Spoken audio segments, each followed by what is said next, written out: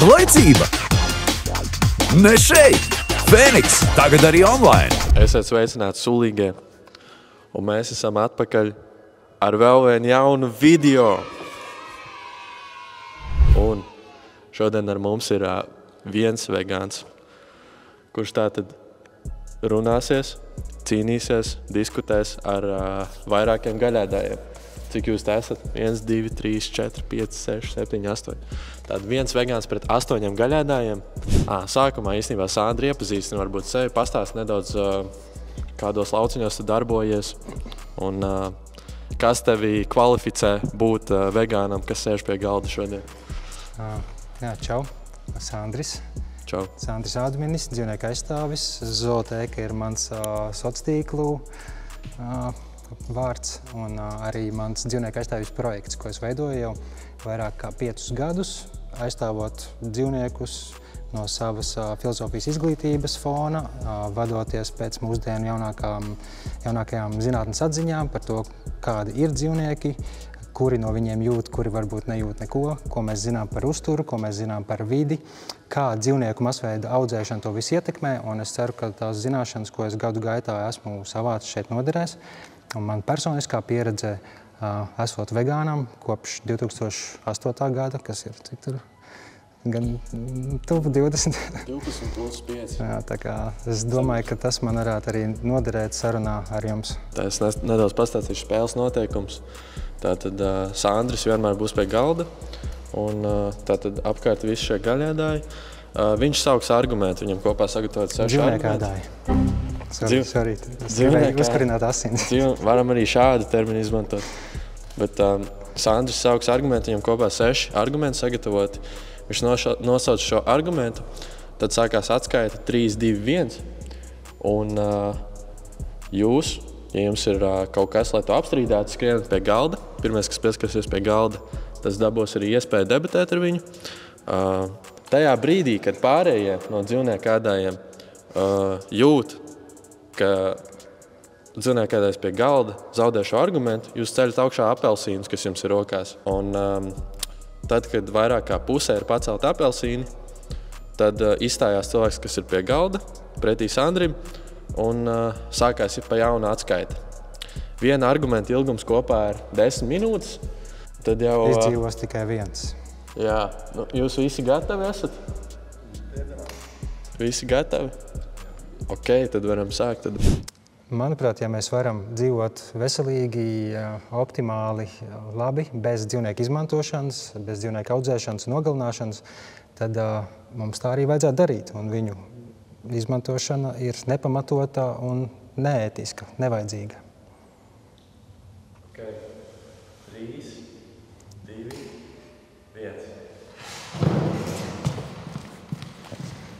Apsveic. Čau. Piecēļus, čau. Es varu mazliet izvērst plašāk, ja vajadzīgs.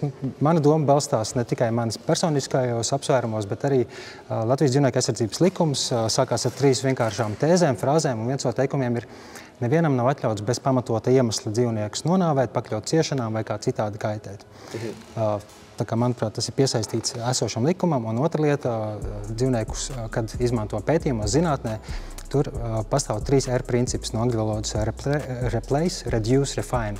Tātad, ja mums ir iespēja samazināt dzīvnieku izmantošanu, tad tā vajadzētu darīt. Ja ir iespēja uzlabot viņu apstākļus turēšanas, tā vajadzētu darīt, bet ja mēs varam pilnībā viņus aizstāt ar citām metodēm, kā to mērķi sasniegt, tad tā vajadzētu darīt. Un, manuprāt, tam vajadzētu attiekties uz jebkuru jomu. Jā, es piekrītu, ka dzīvnieku nevajadzīga nogalināšana nav nepieciešama. Varbūt var pastāstīt, ko domā ar optimālu dzīvošanu, tā kā sīkāk, kas tavā? Manuprāt, tas nozīmē, ka tev nav jāpavada visa dienā, nezinu, tur ganoties pļavā, vai ne, tur, kā tas notiek zālēdājiem, tā es absolūti nedomāju. Un tas optimāli, manuprāt, ir, ka tev nav jāsamierinās ar kaut kādām ciešanām, lai tikai saudzētu dzīvniekus. Manuprāt, es varu būt pavisam laimīgs, vesels un darīt visu to pašu pārējo, ko jūs darāt, vienkārši liekot mierā dzīvniekus, tā vietā ēdot augus, dārzeņus, sēnes, jūras zāles, tā tālāk. Es zinu, pieņemsim, ja es dodos ar draugiem. Tad tas klāsts, ko man piedāvā restorāni vai ēdināšanas iestādes, bieži vien tas vegānu ēdienu daudzums ir ļoti šaurs, un tā izvēle ir ļoti maza, kas bieži vien noved pie tādiem rīsa ar kečupu tipu situāciju. Tad priekš manis tā nav optimāla situācija, un arī ne tikai runāt par ēšanu, bet tādu dzīves kvalitāti optimālu, kad ja es sportoju, pieņemsim sevis trenažeru zāli, tad es gribu uzņemt proteīnus vai uzkačāties, tad man arī būtu nepieciešams ēst vairāk, iespējams, proteīnu augus, kas atkal ir ekstra solis, kas man ir jāpieņem visu laiku, ļoti daudz jādomā par to, ko es uzņemu, kas daudziem cilvēkiem ir papildus apgrūtinājums, un tā jau mūsu ekonomikā un mūsu stresēnajā dzīvē, es neuzskatu, ka cilvēkiem tas būtu nepieciešams. Tev tas ir jautājums par ērtību, ja? Kaut kādā mērā. Optimāla dzīvošana. Jā, tas, ko tu saki, es domāju, ir absolūti taisnība. Teiksim, fiziskas aktivitātes sports, lielāks kaloriju daudzums ir vajadzīgs jebkurā gadījumā, neatkarīgi no tā, vai tu esi vegāns vai neesi vegāns. Teiksim, manā draugu lokā ir pietiekami daudz fiziski ļoti aktīvi, pat profesionāli sportisti, kam ar to nav īsti problēma. Varbūt maltīte ir lielāka un tev laika gaitā vajag tomēr tam pielāgoties un drusku sākumā iedziļināties, bet, ja mēs paskatāmies pasaulē, ir gan daudz pasaules čempioni, tur Džokovičs, Hamiltons, Viljams, kas ar to tiek galā. Un, par to restorānu. Jā, es piekrītu, man ir līdzīgi. Nav daudz vietas, kuras var aiziet, bet, manuprāt, tā neērtība ir tik salīdzinoši mazsvarīga. Jau spēles ir dzīvnieku dzīvības, nāves, veselība. Man liekas, tas ir nieks un drusku tāds bullshits, es pat teiktu. Okay, es atgriežos pie dzīvnieku dzīvības tēmas. Es minēju iepriekš, ka es piekrītu, ka nevajadzīga dzīvnieku nogalināšana ir nepieciešama. Tad tāda, pieņemsim, medīšana vai lauku fermās, kur dzīvnieki tiek labi uzturēti, kur viņi tiek pasargāti no plēsējiem, vai tad tāda nogalināšana to neattaisnot? Jā, kas ir tās nevajadzīgās ciešanas, nevajadzīgā nogalināšana, tas ir, protams, diskutabli, bet es tiešām uzskatu, ka 99% gadījumu mēs nezaudētu savu dzīves kvalitāti, mums nebūtu jādzīvo bezdarbā vai kaut kādās mokās, arī tā skaitā dzīvojot dziļos laukos, kur varbūt salīdzinoši pozitīvākos, labākos apstākļos tie dzīvnieki dzīvo, bet ja mēs viņus turpinām audzēt un nokaut, man liekas, tā dzīvības atņemšana un pakļaušana nebrīvībai un ciešanām arī noteikti tajos jaukajos apstākļos. Tā kā, manuprāt, ja mums ir iespēja likt viņus mierā, tad arī vajadzētu tos likt mierā, ne tikai tos, kas ir briesmīgākajās fermās, kas ir industriālā lopkopība, kā mēs domāju piekrīt visi plus mīnus, ka tā varbūt nevajadzētu. Tā kā, jā. Labi, atgriežoties pie optimālas dzīvošanas. Mēs varbūt Latvijā dzīvojam tādā vietā, kur mēs iespējams varētu vēl izdzīvot raugu, bet kā ir ar Arktiku? Tu domā par klimatu? Jā, jo klimats arī ļoti liels. Man liekas, diezgan bieži izskan, un man liekas, tas arī diezgan ir bullshits, ka mēs paskatāmies, kāds ir gaļas patēriņš lielākais. Teiksim, Spānija, Argentīna, Austrālija, tās ir ļoti siltas, karstas valstis, un tur ir vislielākais top gaļas patēriņš. Nav nekāda patērna, kur iezīmētos, ka Kanāda, Norvēģija, Islande, tur dramatiski vairāk nekā pārējās. Tas ir absolūti vairāk kultūrā balstīts, tradīcijās balstīts un kultūra vēsturiski nosacīts. Tas, teiksim, arī no neviena uzturu speciālista neesmu tā nopietni dzirdējis pamatotu apgalvojumu, ka mēs esam ziemeļnieki un tāpēc mums vajadzētu ēst dzīvniekus. Tagad mūsdienu globālā pārtikas sistēma ir tik jau izplatusies, sazarota un rada mums tik daudz plašas iespējas, ka, ja tu dzīvo pavisam aiz polārā loka kaut kāda iemesla dēļ, tad kāpēc tu tur dzīvo? Varbūt jau nācās tur piedzimt vai tūkstnešu vidū, bet man liekas, mums, kas dzīvo salīdzinoši modernajā pasaulē, kur ir veikali ne vairāk kā stundas brauciena attālumā, īsti nav nekādu nopietnu atrunu, vismaz mēģināt pamazām samazināt atbalstu industrijai, samazināt atbalstu dzīvnieku nogalināšanai, ja mums ir aizvien vairāk humānas alternatīvas, iespēju viņus audzēt. Tu minēji par kultūru, un kultūra tā ir ļoti liela daļa no mūsu dzīves arī. Un pieņemsim, Latvijā sāks vasaras sezona, kas ļoti daudziem asociējas ar šāšliku, kad tu jūti to smaržu. Es to pārtraukšu, bet, manuprāt, kultūra absolūti nedominē pār ētiku. Teiksim, cirku, dzīvnieku izmantošana cirkā arī sauc, tā ir kultūra. Mēs esam pieraduši, kopš bērnības iet un skatīties. Ir kultūra, bet no otras puses kultūrai nevajadzētu būt par attaisnojumu turēt dzīvniekus būros, viņus griezt gabalos un turēt nenormālā šaurībā, kas ir, diemžēl, 99%, es nepārspīlēju, tas ir mans iespējas, no mūsdienu pārtikas ražošanas, gan gaļa, gan piena produkti ar olām, varbūt tagad ir bišķi citādāk, bet tas, kāds ir vairums dzīvnieku produkti, ir no sliktākiem apstākļiem, man liekas. Es ļoti daudz dzirdu par sprostā turēšanu un par to tieši neētisko dzīvnieku audzēšanu. Eiropas Savienība šobrīd pieņem ļoti daudz regulas, kas regulē ētisku dzīvnieku izmantošanu un audzēšanu.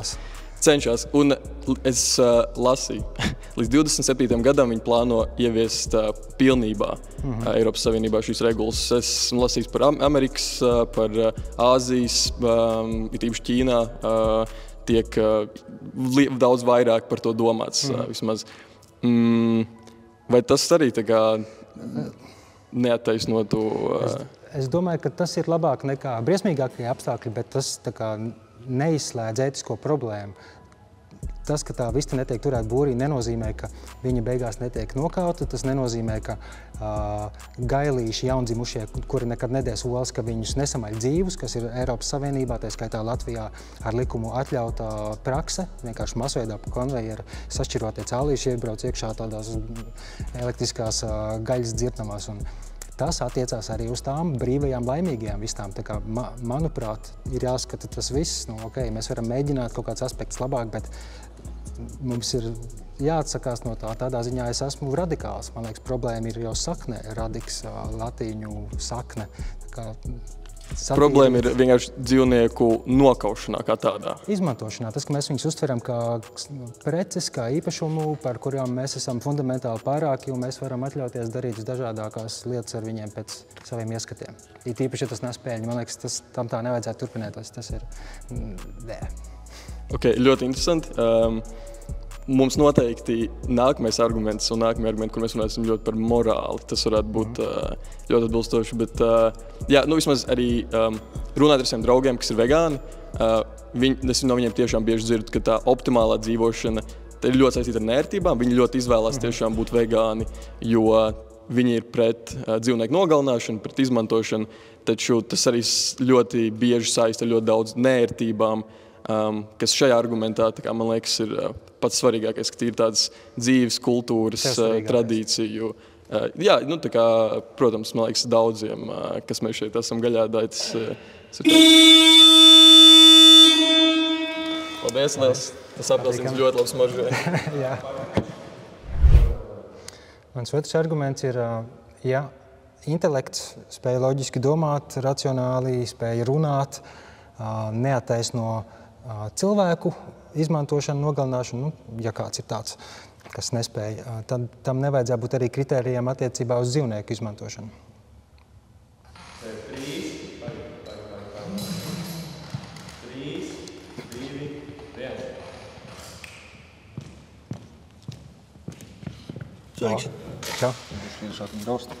Jā, droši var turpināt, kamēr es runāju mierīgi. Es mazliet paturpināšu to pamatdomu. Manuprāt, šis ir tāds jautājums par morālu konsekvenci. Ja mēs izmantojam šādu principu attiecībā uz cilvēkiem, ka tas vien, ka kāds nespēja loģiski domāt, nezinu, ar kaut kādām garīgās attīstības problēmām, tas nenozīmē, ka mēs viņu varam izmantot par gaļas izēju materiālu, vai ne?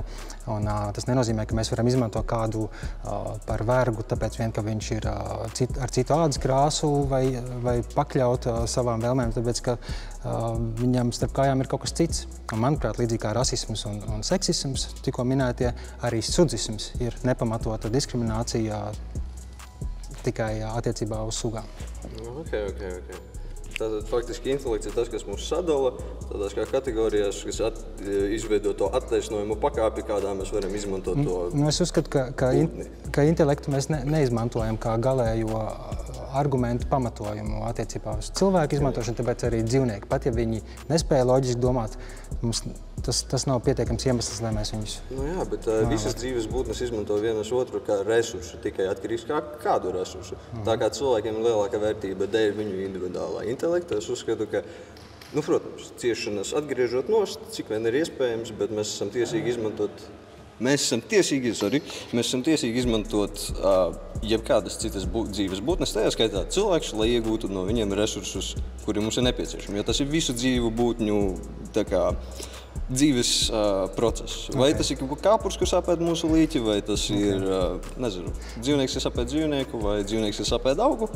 Tos pašus augus mēs arī izmantojam faktiski. Mēs viņiem dodam dzīvību, lai viņus uzražotu, lai viņus izaudzētu, un pēc tam, lai viņus novāktu ar mērķi, viņus novākt priekš mūsu pašu uzturu. Un dzīvnieki, viņi to pašu dara ar augiem, mēs to daram ar dzīvniekiem. Tikai lieki to nevajag darīt ar cieņu. Tad tu uzskatīji, ka, ja dabā tas notiek, ka dzīvnieki savā starpā to dara, tad ir ok to darīt arī mums attiecībā uz dzīvniekiem. Mēs neesam atdalīti no dabas vispār nekā. Bet tu to attiecini tikai uz uzturu vai arī uz citām lietām? Teiksim, savvaļā gorila tēviņš mēdz nogalināt citu tēviņu bērnu vai lauvas vai izgrūst no līgzdas. Arī tos paraugus mums vajadzētu ņemt. Savi noteikumi, man viņu likumi nav diezko izprotami, diemžēl, bet tas ir viņu teritorijā, viņu ekosistēmā, viņi ir tiesīgi darīt, ko grib, jo viņi ir tās ekosistēmas spēcīgākie. Tāda vienkārši ir tā dabas kārtība. Mēs esam izmantojuši savu intelektu, savās sociālās spējas, lai kļūtu spēcīgākie resursu ziņā. Tad mums ir dota atbildība ļoti, dēļ savu intelektu mums arī ir dota liela atbildība izmantot šo resursu patēriņu atbildīgi. Nevajag uzvesties kā lohiem, zini? Manuprāt, to pašu intelektu un spēju spriest mums vajadzētu izmantot arī, kad mēs izvēlamies, ko mēs ēdam. Ja mēs varam likt mierā tos dzīvniekus un varam atrast, ka es apēdīšu buņģu ar pupiņām, es uzņemšu olbaltumvielu ziņā tikpat daudz, kā apēdot šo mazo trusīti. Tā kā viņš trusīts var dzīvot. Truša nav gāzes tik trākās. Bet arī mums ir doti tie cik 70, 80, cik kuram paveicis 90 gadi uz šīs planētas. Man nav laika, enerģijas, un es to saku kā cilvēks, es biju 3 gadus veģetārietis, lai visu laiku turpinātu šāda tipa uzturu. Un viņu pieliņumet, pēc es pagaišo. Tas vieglāk. Tas viss aizņem laiku un enerģiju un resursu, kas ir mans galvenais resurs - laiks. Un tas man ir svarīgāks par citas dzīves resursu. Pat, diemžēl, skaitot, varbūt citu savas sugas cilvēku dzīves resursu. Bet tas noteikti nav svarīgāks par cita cilvēka dzīvību. Tas, ka tu vari ietaupīt laiku, tu taču neteiksi, ka mums ir pieņemam ēst citus cilvēkus. Man liekas, arī tas ir diezgan neveselīgi. Kāpēc tu uz citu sugu būtnēm skaties atšķirīgi nekā uz cilvēkiem šajā jautājumā? Es neskatos uz viņu atšķirīgi, es skatos uz visu kā uz resursu. Bet tu nepieļaut, ka cilvēks audzē fermās gaļai, tāpēc, lai te būtu ērtāk Tāpēc, ka tas ir liekas resursu tēriņš. Cilvēku izaudzēt ir diezgan grūti, tas aizņem laiku, tas ir diezgan neefektīvi. Nē, nevis, ja būtu atļauts. Nevis, ja būtu atļauts, pat ja ne... Tas... Paldies. Fēniks nokrat. Zaudēja Fēniks arī. Krop.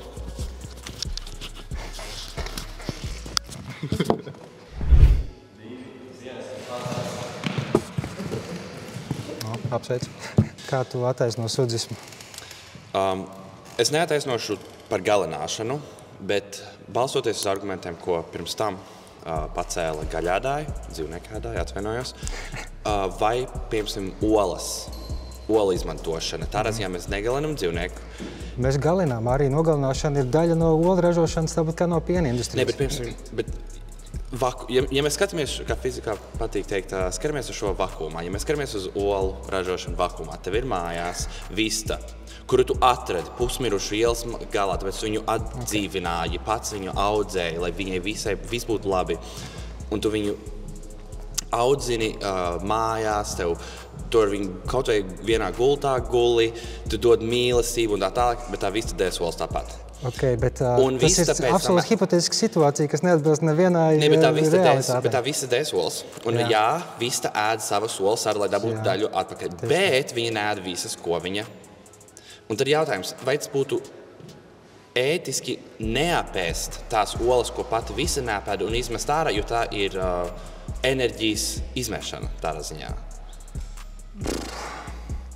Manuprāt, Pirmkārt, tas ir ārkārtīgi hipotētisks piemērs, kas Es to saku, lai nav, uz 99% no lai nav visiem citu sānu argumentu.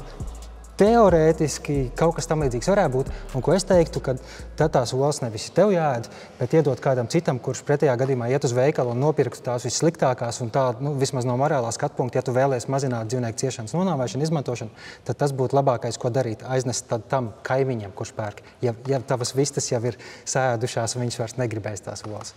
Bet man liekas, tas ir tik margināli nesvarīgs aspekts. Bet tas ir kaut kas, kas teorētiski var būt reāls, jo, ja mēs domājam to, jo liela problēma, ko es redzu ar kāpēc vegānisms eksistē, ir tāpēc, ka dzīvnieki tiek industrializēti. Jā, eksploatēti kā ražošanas līdzekļi. Bet ir liels arguments par to, ka dzīvnieki tiek komercializēti, un tas ir parasti arguments, kāpēc tev nevar būt mājās vista, kas dēļ olas, tāpēc, ka tu vēl vien viņu eksploatē un komercializē pat priekš šajām mājadzīvām. Bet tad man jautājums ir, kā tas atšķiras no mājadzīvnieka? Mums mājadzīvnieki ir mūsu pašu labumu dēļ, varbūt emocionāli. Es nevienā brīdī neteicu, ka mums ir ražot suņus, kaķus un tirgot viņus arī kā preces. Bet tāpēc mums mājadzīvnieks, piemēram, kaķis, kas pats sevi ir pieredinājis pie cilvēkiem, vai tas skaitītos nevegāniski, ka man ir kaķis? Tas ir ļoti atkarīgs no tā, vai tu esi to kaķi saražojis, pavairojot, ja tu esi viņu nopircis. Man liekas, tam tā nevajadzētu būt. Taisīt visvisādas šķirnes ar īsajām austiņām, apaļajām vai suņus ar saplacinātiem purniem, īsām kājām. Tā ir, man liekas, absolūti spilgts piemērs tam, kā mēs pakļaujam dzīvniekus, viņus pārveidojam. Un to mums nevajadzētu darīt. Tas nedaram arī ar cilvēkiem? Vismaz vēsturiski? Vēsturiski, bet tas nav bizness, tas nav industrija vesela, bet ja suns un kaķis ir paņemts no ielas vai no patvērsmes, un tu viņiem dod otru pozitīvu iespēju, tas ir citādāk. Paldies. Čau, paldies.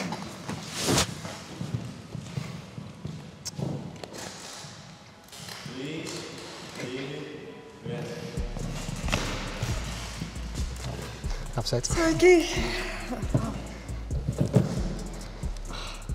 Tā pie visa augšu minētā. Tātad sāksim ar to, ka esmu neapvērt lūdzu. Sāksim ar to, ka dotajā brīdī mums nav šādas iespējas. Mēs šādas iespējas neizskatām. Dzīvnieku nenogalināšanu. Kāpēc neesi 20 gadus to jau praktizēju? Brīnišķīgi es tevi apsveicu. Katrs var sākt ar sevi, bet globāli mēs šo te pārtikas produktu izmantojam. Tas ir apmēram kaut kur plus mīnus 20% sastāvdā gaļas produktu un piena produktu un vispārējo produktu daudzums mūsu ikdienas uzturā. Visi šie te produkti, kas tiek patērēti uzturā, viņi, tas nav iespējams aizstāt viņus tagad un uzreiz pārstāt nogalināt dzīvniekus. Bet to neapgalvo. Jā, bet un ko nozīmē ētiski? Cilvēks tiek izmantots daudz vairāk nekā dzīvnieks. Tad divi argumenti, ja? Tavprāt, pret to, ko es saku.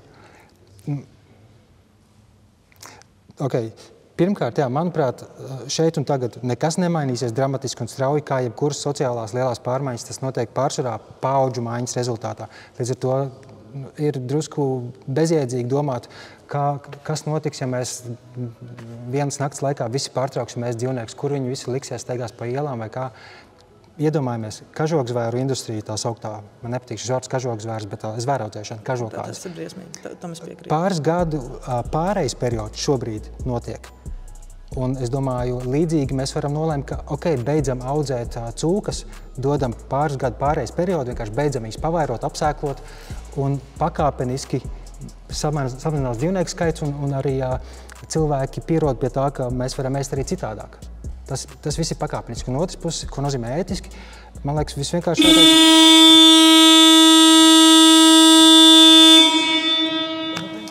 Sorry. Bet ļoti foršs topiks. Manuprāt, nav nekādas būtiskās morālas atšķirības starp dzīvniekiem, ko mēs saucam par mājas mīluļiem, par bezmaz ģimenes locekļiem, un tiem, ko mēs saucam par mājlopiem. Ētiskā ziņā viņus vajadzētu uztvert vienādi, jo viņi nervu sistēma ir gan vieniem, gan otriem spēj just, spēj ciest, bet mēs izturamies radikāli atšķirīgi. Mums vajadzētu pret suņiem izturēties tāpat kā pret cūkām un otrādi.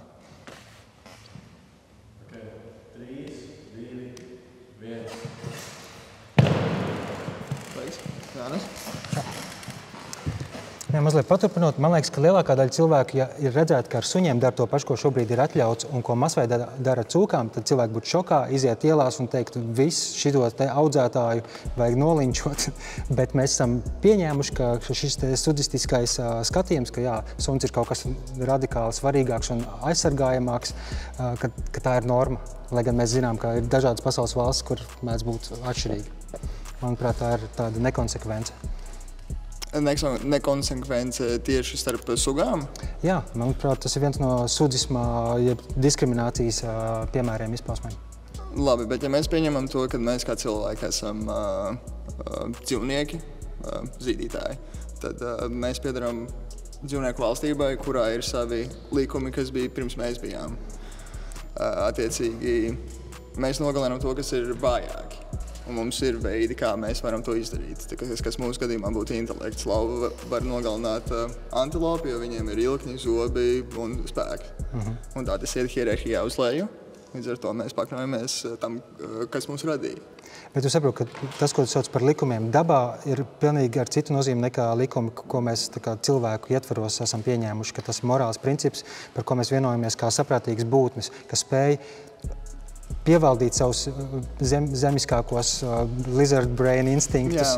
Mēs varam nevis sist viens otru, apkarot, bet vienoties par kaut ko un nolemt, hei, ja varam saudzēt, nekaitēt lieki, tad let's go there. Jā.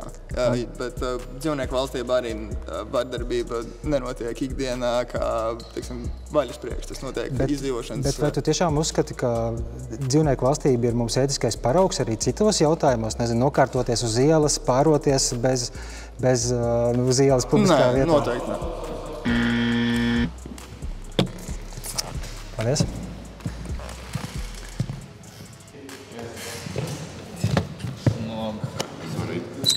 Apsveic. Vēlreiz. Runāju par morālo un ētisko un par dzīvnieku valstību, ka ir, minēja, ka ir pilna nervu sistēma tā tālāk. Bet kur ir tā robeža no visiem augiem, kas eksistē? Kur ir tā no visa, kas ir dzīvs? Kur ir tā robeža, kur mēs sākam, kas ir kaut kas ir pietiekami primitīvs, ka mēs varam ēst? Jo, piemēram, no vegānisma, jebkas, kas augus drīkst ēst un dzīvnieks nedrīkst, bet, piemēram, kukaiņi, kuri nav tik attīstīti, kā, sakam, tur abinieks, bet ir attīstītāks par zāli. Tad kāpēc, kur varētu likt robežas? Jo teorētiski pašlaik vegānismā kukaiņi arī nederētu, bet kāpēc, lai nevarētu pastumt to robežu, ka, nezinu, kukaiņi der? Vai arī pastumt to robežu, ka augi arī vairs neder, un viss, ko mēs varam ēst, ir, vienšūņi. Man īsā atbilde būtu, tā robeža ir novilkta tā kā smiltīs līnija. Tas nav akmenī kalts, vai tas ir tā kā uz papīra ar zīmolu novilkt. Mēs nemitīgi pilnveidojam savu izpratni par dzīvajām būtnēm, par dzīvnieku spējām, just par viņu nervu sistēmu. Un, teiksim, vēl pavisam nesen iekļāva Lielbritānija savā dzīvnieku aizsardzības likumā. Jā, tas attiecās arī uz galvkājiem, jeb astoņkājiem. Tas attiecās arī uz vēžveidīgiem, jo tagad mums ir pietiekami daudz zinātniski pamatotas informācijas, kā arī viņi spēj just, kā vēžus, omārus mest verdošā ūdenī. Tas nav vairs ētiski, jo mums ir reku pamatojums. Un tā līnija nemitīgi pārbīdās, vadoties pēc jaunākajām atziņām, jaunākās izpratnes. Teiksim, par zivīm, manuprāt, joprojām daudz uzskat, ka zivis nespēja just, ciest. Varbūt tāpēc, ka viņas ir tik citādākas nekā mēs, viņas nekliedz. Viņām nav tik skaidri nolasāmas grimases, bet tas ir tīri mūsu aizspriedums. Un man tas liekas absurdi, ka nemitīgi ziņās parādās, wow, zinātnieki ir pārsteigti, izrādās dzīvnieki ir gudrāki nekā mums likās. Tā kā nemitīgi ir tādas atziņas. Skaidrs, ka viņi ir spējīgāki, gudrāki, niansētāki nekā mums liekas. Un tāpēc arī tā līnija, tā robeža nemitīgi tiks pārbīdīta. Bet tas sanāk, ko mēs tad darīsim, jāatklāj, ka augi arī jūt? Okay. Tad tas var kaut ko mainīt. Mēs meklēsim veidus, kā viņus humāni nomizot, kā eitanazēt varbūt pirms viņu nokaušanas. Bet ja tas ir, ja runa par humānismu, tad kāpēc dzīvniekiem mums nav ne mazāko šaubu par cūkām, un teiksim, cūkas ir absolūti līdzīgas suņiem, mentālās prāta spēju ziņā. Bet ja mēs humāni viņus galvenātu? Par viņiem nav nekādu šaubu. Bet kā mēs galināt dzīvniekus humanākā veidā, ka, piemēram, nezinu, skābekļa trūkums? Okay, tas ir labāk nekā sliktais, bet tu taču neteiksi, ka humānāka slepkavība ir attaisnojama slepkavība. Tā ir bišķi tā kā jaukāka, vai ne? Bet tu neteiktu, jā, turpiniet to darīt, tikai dariet humānāk. Nē, nekādā gadījumā. Tas pats, man liekas, ar dzīvniekiem. Un par... Sorry.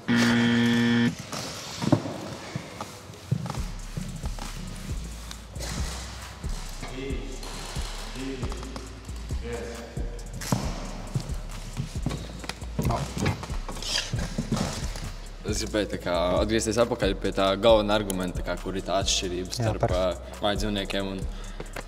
Cilvēki ir pieņēmuši, viņi jau no laika sākuma mēs darām to, kas ir mūsu interesēs, ko mums vajag. Mēs sākām fermot, pirms mēs sākām fermot dzīvniekus un augus mēs medījām visu. Un kaķi un suņi kā mājdzīvnieki, tas ir kompaņons mums.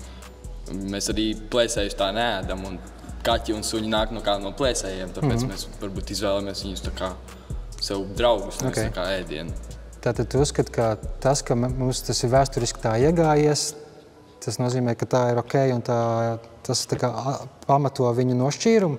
Jo, piemēram, mēs zinām, ka Āzijā ir, vai vismaz bija vietas sabiedrības, kur ēd suņus kaķus, un tur to uzskatu par kaut ko pieņemamu, kas nebūtu absolūti pieņemams Eiropā. Manuprāt, tas vēsturiskais ir tikpat ētiski mazsvarīgs, kā šitas ģeogrāfiskais novietojums. Kā ētika, loģika ir pāri vēsturei un ģeogrāfijai. Jo, piemēram, vēsturiski mēs esam arī pakļaujuši cilvēkus kā vergus. Tu nevari teikt, mēs jau tā sen darījām, tāpēc ir ok tā turpināt. Mūsdienās mēs jau projām paverdzinām cilvēkus, bagātie tas jau nav paliek nekas bagātāk. likumīgs. Tas ir, mēs apzināmies, ka tur ir problēma un cenšamies ieviest tomēr kaut kādas taisnīguma principus. Bet attiecībā uz dzīvniekiem mums ir fundamentāli divas atšķirīgas likuma sistēmas. Kā suņus aizsargā 5000, labi, to nevar kvantificēt, pateikt, cik reizes vairāk nekā cūkas, bet tas ir nesalīdzināms. Jā, es piekrītu, ka pastāv cilvēku verdzība lielā mērā un iespējams pat vairāk vergu ir nekā jebkad, bet tie nav īpašums, tas nav radījums, kas ir padarīts absolūti par preci un pārdodams. Bija arī arguments iepriekšējā argumentā, kad...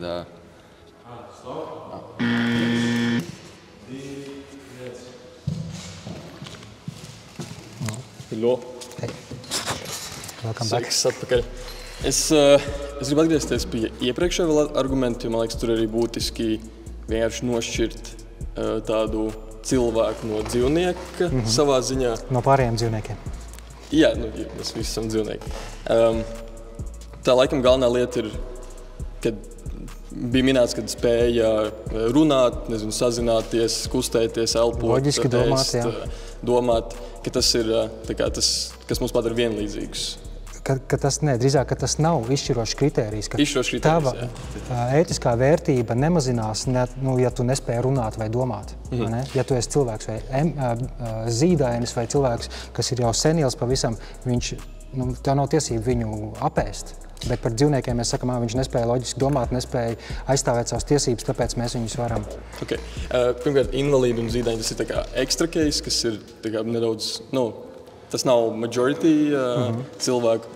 Tad dzīvnieku atšķirība ir, ka viņi ir citā morāls formā, ka, teiksim, mēs kā cilvēki spējam viens otru saprast, dzīvot kaut kādā saskaņā, ka mēs vienkārši bez iemesla viens otru nenogalinam un tie, kas to dara. Mēs varam savā vienoties, ka... Jā, mēs saprotam, mums ir ētika savstarpēji. Mums ar dzīvniekiem, jebkurā gadījumā dzīvnieks, mēs viņu varam pieradināt, censties, bet viņš nekad nekļūs ar mums vienā ētikas līmenī, jo viņš vienkārši nespēja uztvert, mums nav šāda ētiskā vienošanās, ko mēs varam panākt ar dzīvniekiem. Tā kā es varu pieradināt lāci, bet tas gal galā ir dzīvnieks, un viņš tāpat, kurā brīdī var izdomāt mani apēst. Bet tad tu uzskati, ka mums nav nekāda ētiska pienākuma pret dzīvniekiem, teiksim, savvaļā, tur jebkurš var iet viņus slaktēt, apmētāt ar akmeņiem, un tas ir tāpēc vien, ka viņi nespēja mūs aizsargāt. Es arī neuzskatu, jo mums tomēr arī kā cilvēkiem ir sava ētikas principi. Tas ir tas, ko es saku, ka mums, kā spriestspējīgām, ētiski domāt spējīgām būtnēm, ir pienākums aizsargāt ne tikai tos, kas ir tādi paši kā mēs, kas spēj to, par to iestāties un aizstāvēt tiesības, bet arī par tiem, kuri nespēja. Jo tas izšķirošais ir, ka mums ir savas intereses, mums ir jūtas, emocijas, radošums, mēs spējam ciest, un tie, kas spēj ciest, manuprāt, automātiski būtu aizsargājami pret tām ciešanām, tāpat kā mēs gribam, lai mūs aizsargā pret nogalināšanu, ciešanām, izmantošanu. Ja pieņemsim dzīvnieks, kur mēs audzējam fermā, mēs viņu aizsargājam no plēsējiem. Tā ir simbioze. Mēs esam viena, tā ir apusēja vienošanās. Es saprotu, kad ir edge cases, kad viņi ir sprostā un viņi tiek tiem dzīvniekiem nav ne mazākās izvēles.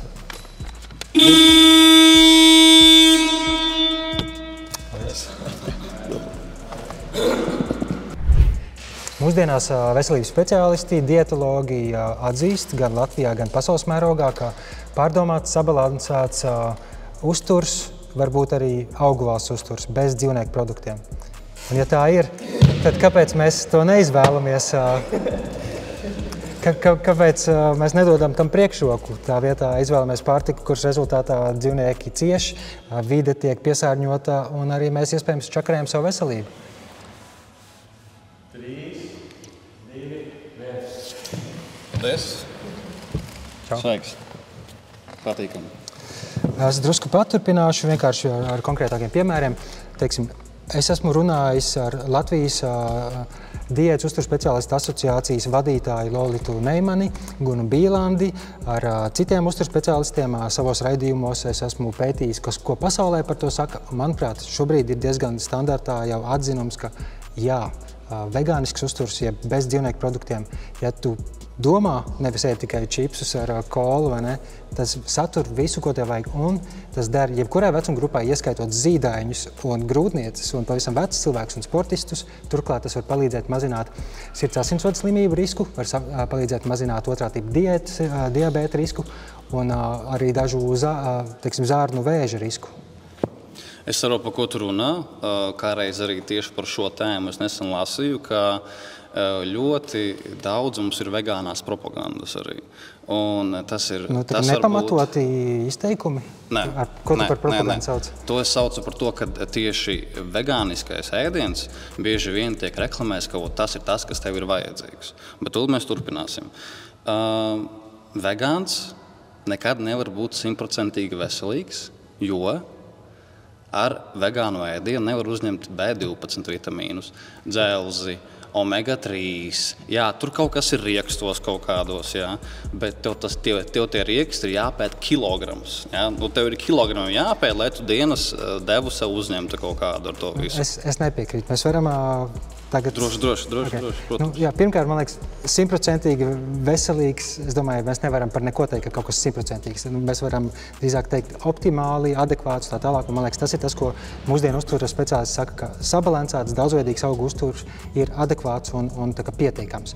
Par konkrētākiem piemēriem, tu mini, teiksim, B12. B12 vitamīnu rada mikroorganismi, baktērijas uz augiem, kas arī dzīvnieku organismā gaļā viņš nav pats no sevis, bet uzņem viņi ēdot augus. Bet tas nāk no baktērijām. Jā. Tas nenāk tieši no augiem, tas nāk viss no baktērijām.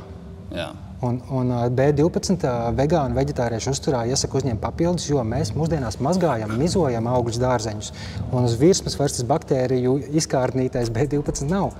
Un, kas ir interesanti, arī lopbarībā B12 ieliek, jo mūsdienu barība lopiem bieži vien nemaz nesatur to. Tāpēc, ka viņus baro ar graudiem. Tāpēc, ka lopus baro ar graudiem un soju nevis ar zālīti, kā viņiem tas būtu jābūt. Jā, bet tas, ko es saku, ka jā, B12 attiecās arī uz gaļēdāju uzturu. Bet, manuprāt, tas nav būtiski. Tā kā, so what? Labi, nē, tas ir B12, omega-3, tas ir ļoti svarīgi vitamīni tavai smadzeņu darbībai. Jā, un man nav problēma to uzņemt. Labi.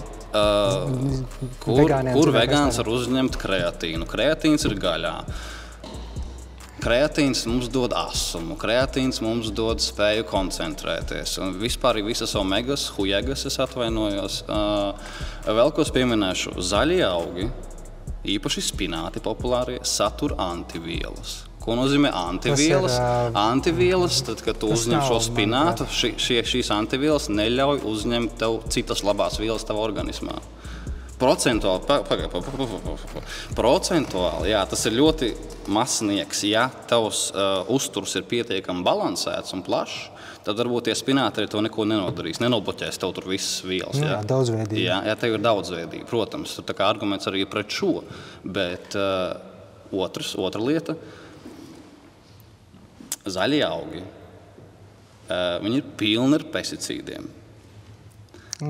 Visa pārtika, visi augi, es domāju, nav vienādi. Tu nevari vispārināt. Protams, ja tu vari tikt uz tirgu, kur tanteņi izaudzēja tepat, jā, bez bazara. Tā kā ļoti forši, bet veikalu tīklā mēs nevar uzticēties. Tur visi ir augļi ar pesticīdiem, dārziņi ar pesticīdiem. Tā kā tas ir ļoti slikti. Man liekas, tas viss, ko tu saki, nav mazsvarīgi. Teiksim, par anti-nutritions, jeb anti-uzturvielām. Manuprāt, tas nav zinātniski pamatots apsvērums. Jā, augi savaļā satur visādas vielas, kas ir savā ziņā kā indas, vai kas rada rūgtumu, sīvumu tā tālāk. Bet mēs tāpēc esam gadsimtiem ilgi selekcionējuši tos augus, lai viņi vairs nav sīvi, kāda ir tur tā savaļas sinepe, bet tagad, nezinu, tur tas brokolis vai brisāls kāposts ir pavisam ēdams. Mēs esam tikuši vaļā no tām anti-sliktajām vielām. Manuprāt, nopietni uzturspeciāli par to nerunā, bet tas, ko tu saki, man liekas, neattiecās īsti uz manu pamatpremisu, ka mēs varam dabūt visu vajadzīgo no augiem un dzīvot veselīgi un laimīgi, tāpēc mums vajadzētu likt dzīvniekus mierā. Bet mēs nevaram dabūt. Mēs nevaram visu dabūt no augiem, jo vegāni lielākoties viņi supplementē šausmīgi. Šausmīgi daudz uzturbagātinātājs lietas, un uzturbagātinātājiem arī ir otra puse tajā, ka uzturbagātinātājiem nav tik stingras regulas. Tu atnāci pie valsts, pateici, tā, man ir šeit cinka tablete, jā, labi, viss. Tikpat labi tur kaut kas cits varēja būt. Tā kā, vai arī krietni mazāk tā viela. Man absolūti nešķiet, ka tur ir kaut kādi milzīgi uzturbagātinātāji daudzumi. Es apēdu dienā vienu multivitamīnu ripiņu, kas satur arī to B12. Un es tādā veidā esmu līdz šim mirklim nodzīvojis 21 gadu bez gaļas, 17 gadus vegāniski. Man nav ne mazāko iemeslu domāt, ka ir kaut kas nepietiekams. Labi. Muskuļu masa, proteīns. Proteīnu vislabāk ir uzņemt ar sarkano gaļu. Muskuļu masa nosaka mūsu ilgmūžību un dzīves kvalitāti. Jo mazāks tu esi, jo šaurāks tu esi, jo neaktīvāks tu esi, vecumdienas būs ļoti grūtas. Būs grūti piecelties, būs grūti pastiepties kaut kur, kaut kam pakaļ. Jā, varbūt tu funkcionēs kaut kādā veidā. Tas nav jautājums par vegānisku. Jā, bet nē, tā ir par veselību runa. Tā kā uzturspeciālists saka, ka pietiek ar vegānu uzturu. Tu vari uzaudzēt arī muskuļu masu ar vegānisku uzturu. Ir gana daudz kultūristi, kā es teicu, olimpiskie čempioni, kas ne tikai ir ar muskuļu masu, bet ar reakcijas spēju, ar izturību. Tas, ka augu ēdāji sportisti, atlēti ir vairāk gargabalnieki, ultramaratonisti, piemēram, gargabalu velosipēdisti, ne tik daudz varbūt tā kā cīņas sportu sportisti, un līdzīgi ir arī savvaļā. Tas dzīvnieks, kas vairāk pārtiek no augiem, spēja non-stopā močīt daudz ilgāk nekā tas sprinteris lauva, varbūt, kas jau tulīt būs nogurs, bet varbūt sākumā viņš spēja uzrauties. Bet tas nav, manuprāt, izšķiroši. Manuprāt, tas ir ļoti izšķiroši, tāpēc, ka, ja tev nav muskuļu masas, tev dzīves kvalitāte būs ļoti švaka. Bet es saku, ka tu nevari, tev nav jābūt bez muskuļu masas, ja tu neēd gaļu. Ir gana daudz, kā es teicu, kultūristi un tam es gan neticu, es neesmu redzējis tādu. Tu minēji vienu tenisistu, tos gan bija zinājis, ka viņš tik esot kaut kāds vegāns, kā viņš. Džokovičs, jā, tos bija dzirdējis, Labi, veiksmi viņam, kurš vēlu veselību. Patriks Babumjans bija svarcēlājs, kas vairākus Guinness rekordus uzstādīja kā vērsis, un viņā arī taglines vai moto bija, kā tu vari būt Nē, kāds bija tā doma? Es esmu kā vērsis, tāpēc, ka es ēdu kā vērsis. Tā kā viņš pārtiek tikai no augiem. Un viņam nav problēma dabūt savu būdu. Labi, ok. Man nav būdas, varbūt tāpēc, ka es tam nepievēršu uzmanību. Man liekas, ka man ir optimāls ķermenis. Man Bruce Lee ir drīzāk mans Vai tu zināji, ideāls ka ir grāmata, kur stāsta par to, kāpēc vegāniem ir mazākas smadzenes kā gaļēdājiem? Ir nopietni tāda grāmata, kur tas ir izskaidrots. Labi. Paldies. Paldies.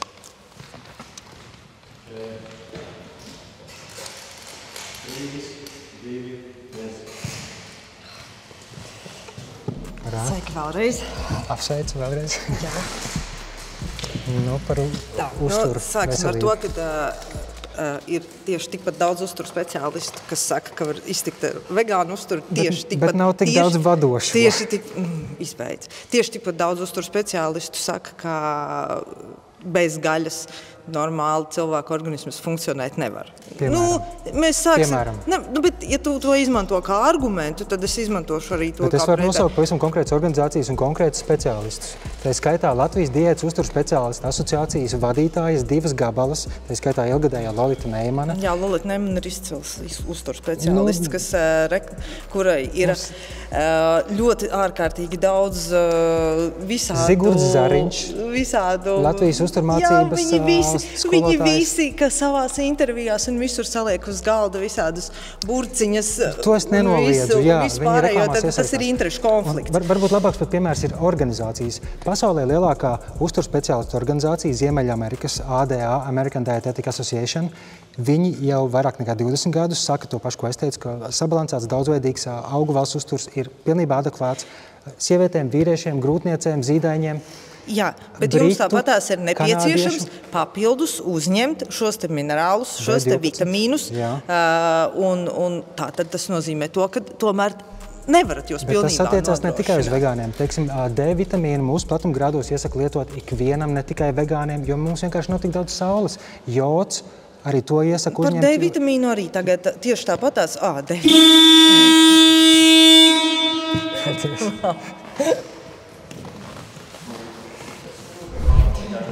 Okay. Mans 5. arguments ir par to, ka, lai pārtikas sistēma būtu ilgtspējīga un videi draudzīga un klimatam draudzīga, cilvēcei būtu jāsamazina savu atkarību no lopkopības produktiem. Mazāk gaļas, mazāk piena produktus, vairāk augus, vairāk jūrzāles, sēnes.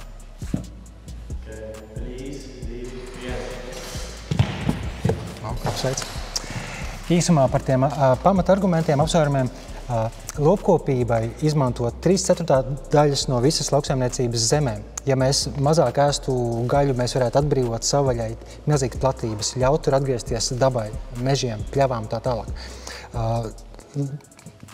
Lai gan izmanto 75% apmēram no lauksaimniecības teritorijām, lopkopība mums sagādā tikai 36–37% no visām olbaltumvielām. Tā kā tas ir resursu izšķērdīgs pārtikas ražošanas veids. Par klimatu runājot, lopkopība ir viens no top kontributoriem, sliktākajiem metāna un CO2 avotiem. Un, protams, ūdeņu piesārņošana, vidas piesārņošana un savvaļas sugu izspiešana. Šobrīd cilvēces izplešanās dēļ mēs piedzīvojam 6. masu izmiršanu būtībā. Un tas viss ir saistīts ar mūsu pārtikas izvēlēm. Jā, viss ir saistīts ar mūsu pārtikas izvēlēm, tam es 100% piekrītu. Es nepiekrītu, ka pāriešana uz mazāk gaļu patērēt un dzīvnieku produktus tas var būt, bet ne izgriešana ārā no mūsu diētām. Tāpēc, ka, manuprāt, viss labākais ir ēst nevis mazāk tieši dzīvnieks, bet ēst to, kas ir mums pieejams lokāli. Jo, ja skatās uz to arī, jo liela problēma ar vegānismu Latvijā, ko es uzskatu to kā problēmu, ir mums nav tas klimats tāds, lai varētu augt ļoti daudz pārtika, kura ir vajadzīga, lai varētu būt veselīga diēta. Tāpēc tā ir jāiesūta no citām vietām, un beigās ļoti bieži tas trips tam augam, tā pārvešana, tā vadāšana, jā, tas vairāk CO2 izdala nekā potenciāli govs. Plus arī Bet tas arī ir uz citiem, uz daudz, arī uz dzīvniekiem mēs importējam gaļu. Tā arī ir liela problēma. Bet ja mēs tā kā ēstu vietējo gaļu un ēstu vietējos resursus, tas būtu daudz dabai draudzīgāk nekā mēs importētu sojas pupas, kuras arī ir ļoti tādā ziņā ne tās labākās, jo tiek cirsti meži tā vietā, nevis lai govis audzētu, bet lai audzētu sojas pupas, arī lai pārvestu sojas pupas ir ļoti daudz CO2 izmešu. Ūdens patēriņš ir abnormāli augsts, mandelēm arī.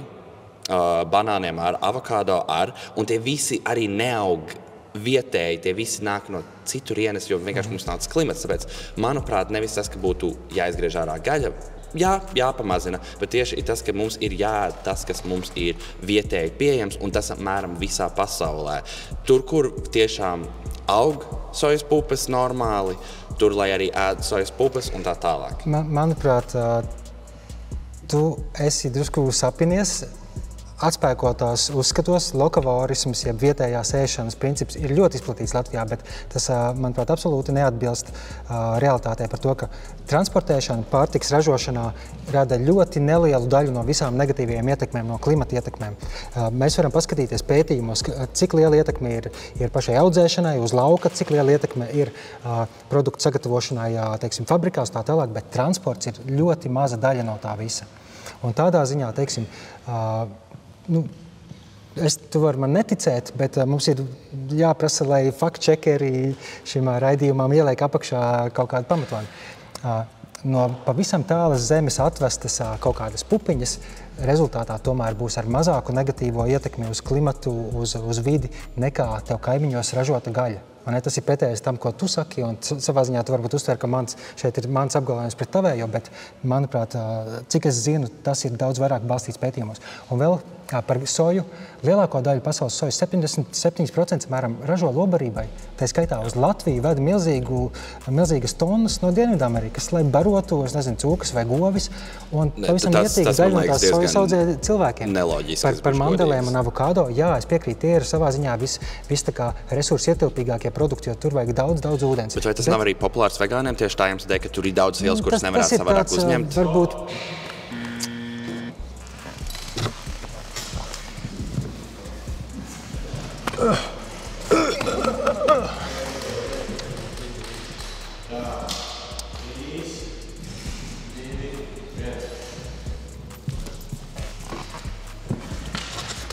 Tātad,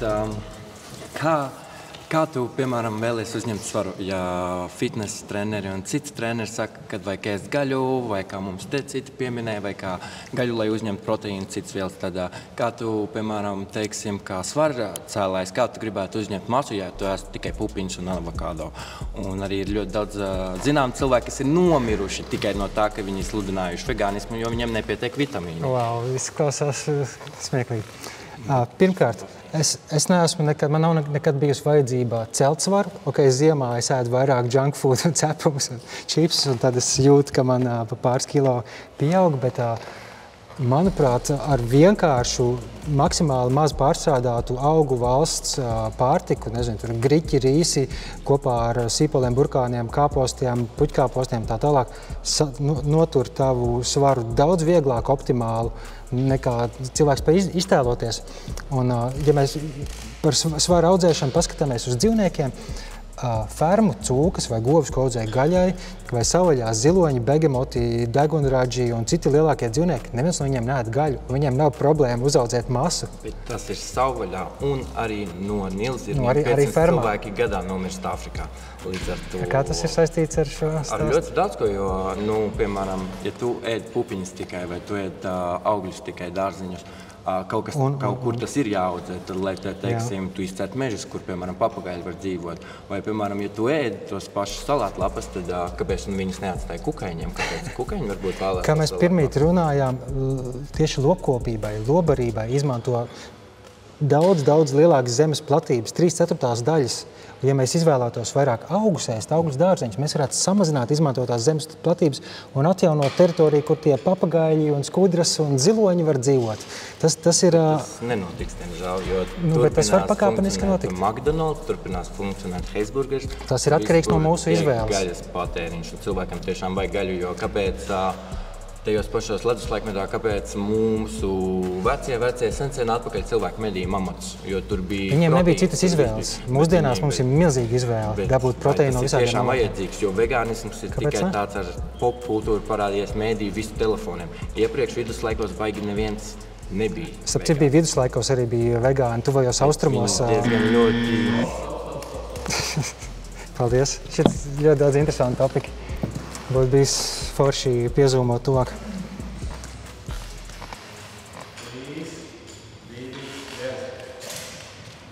Čatko.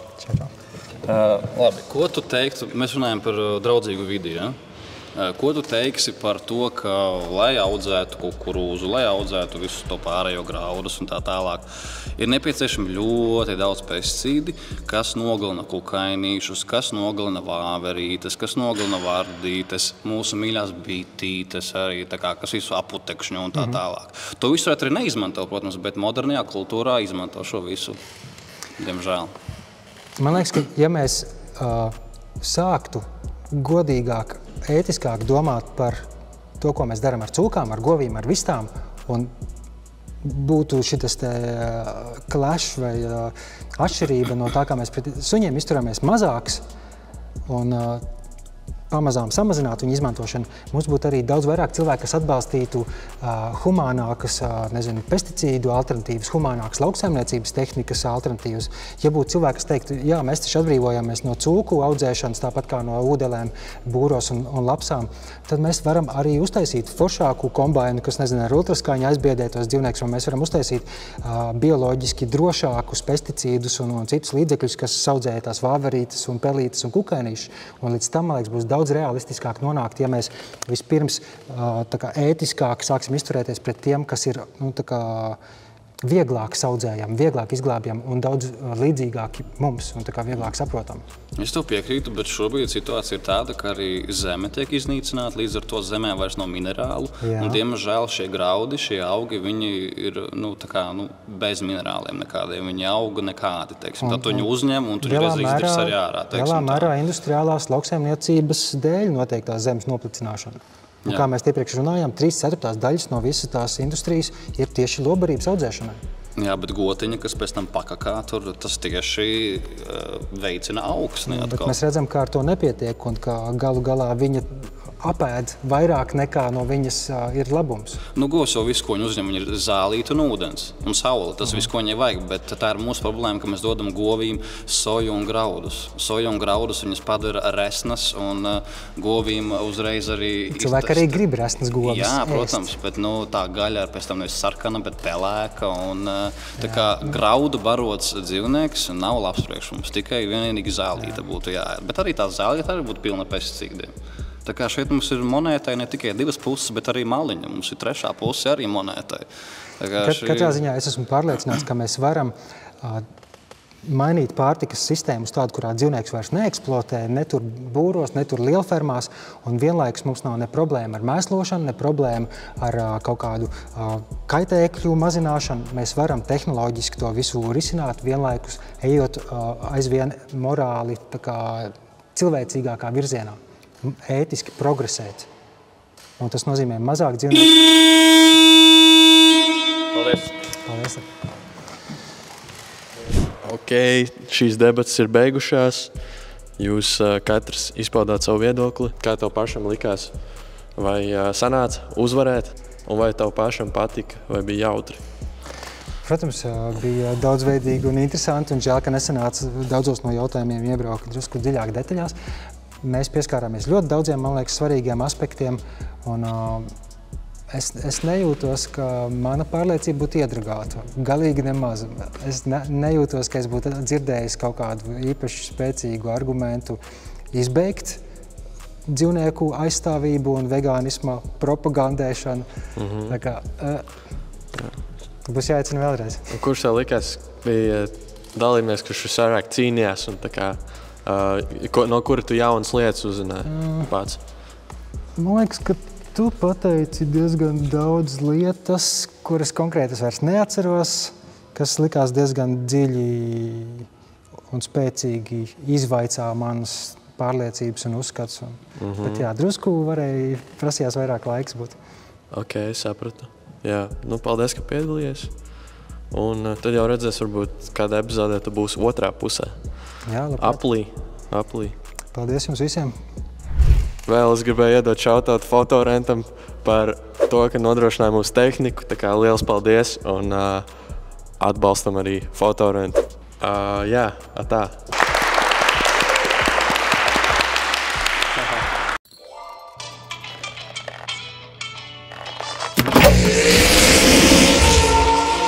Wow!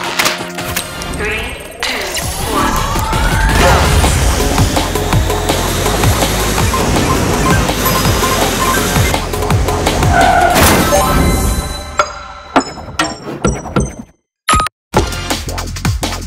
Garlaicība? Ne šeit! Fēniks tagad arī online!